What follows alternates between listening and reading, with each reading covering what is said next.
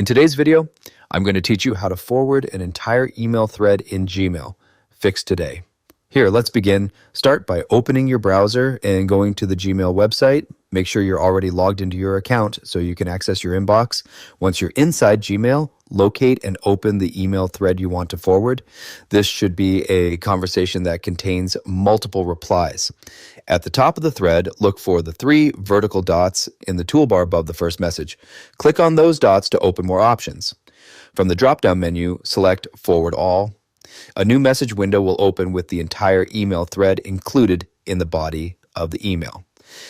Now, go to the To field and enter the recipient's email address. If needed, you can add your own message at the top of the email to provide context or instructions before the forwarded thread. Scroll down through the message to make sure all previous replies in the conversation are included, and this helps confirm that the entire thread is being forwarded correctly.